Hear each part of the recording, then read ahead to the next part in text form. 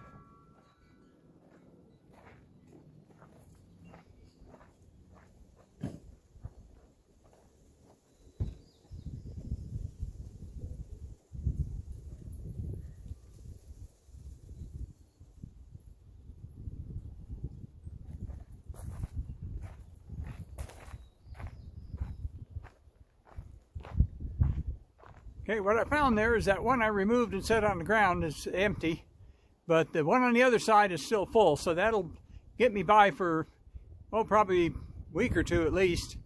It's a Saturday, so I'll go have it filled Monday. But I should be okay for right now. So I put everything back together and hooked everything back up. So let's go on inside, and I'll show you what I'm going to do there. But actually, before we go inside, I'm going to bring the slide in. But one of the things we have to do is I need to take a quick look on top and make sure there's no debris up there. So let's walk around here and I'll show you how I do that.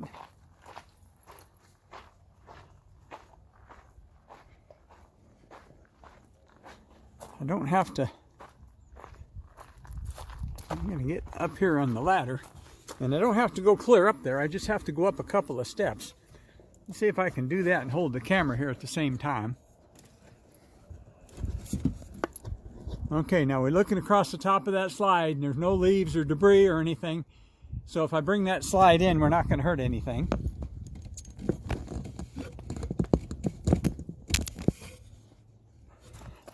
Okay, so let's go back over here to the door. You notice this is my water heater, and you see the screens on there. If you park a trailer for a long time, it's good to have those screens on there because it keeps the mud daubers out. Because you can sure have they'll sure make a mess. And I made a video about this a long time ago, and you notice here, this is my furnace. My furnace has got a screen on it as well. And the same thing with my the refrigerator here. They've got screens underneath all three of these things. Keep the dirt daubers out of there. Because they can sure make a mess of things. So let's unlock this thing and we'll go inside.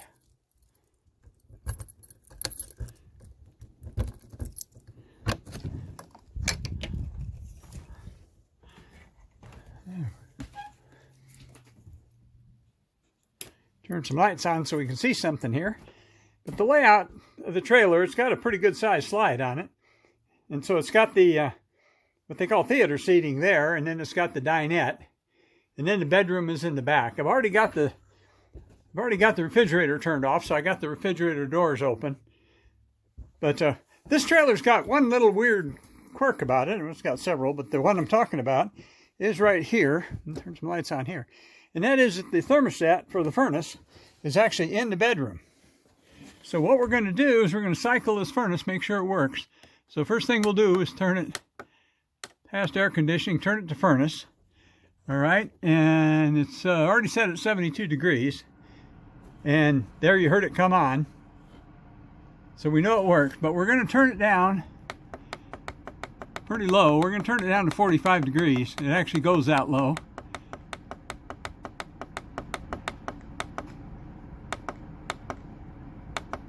There we go. It doesn't have to be real warm in here. It just has to be not freezing. Because we leave water in the tanks and water in the lines and all this kind of stuff. So we did that. Now the next thing we want to do here is we want to back here in the bathroom. I'm going to prop this door open, and I'm going to use my little basket there to make sure that door doesn't close. And then we're also going to do the same thing over here underneath the sink. Now the furnace is actually underneath this corner right there. And so we open that up. Now you can hear that furnace run. It'll cycle itself off here in a minute. So now we've got that, and that'll allow any heat to come back in circulate through the cabinets. That little clock there, by the way, normally hangs. The clock normally hangs right there. But we take it down when we're traveling. So anyway, so now what I started to say was a little idiosyncrasy is you saw where that thermostat was. Well, when I bring the slide in, you can't get to that thermostat. So you have to set it beforehand. So let's bring the slide in. You can see we already checked it. Make sure there's no debris on top. It's going to hurt anything. And that slide will come all the way into, you see where that counter extension by the sink there folds down. It'll come all the way into there. But it will allow the heat to circulate back into that bedroom. And this one has a winter package on it, so it's got a full belly pan, and it's actually got heat ducted down into the belly pan. And that is designed not to prevent any of the piping down there. There, now the slide's all the way in. That's in the travel position. One thing I've mentioned before about this trailer that I do like about it, and that is when the slide is in, when you're traveling, you can still get in here to the kitchen to stop for lunch. And you can also, turning around, the bathroom is fully accessible. So if you make a potty stop while you're traveling, you've got a bathroom that's accessible, and you can stop for lunch without having to stop and put the slide out. So that's how easy it is to winterize, to get this trailer ready to go. I just turn the thermostat up on the furnace up to 45 so it won't get real cold in here. And then like I say, leave the cabinet doors open so it circulates as much as possible. Make sure there's propane in the tank, and we run that way all winter. Now, I mentioned earlier that there was one little hitch in the giddy up one year, and I outsmarted myself one year as I tried to put a little electric heater in here and not burn propane. Well, the problem with that is it didn't heat the underbelly, and I did end up having a freezing problem with a component. But when I talked to factory techs on it, and they said, don't do that. Just run the furnace.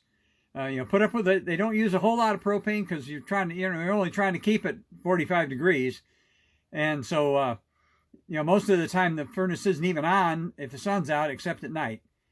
And it'll come on just a little bit in order to keep it from freezing in here. So that's all there is to winterizing this trailer.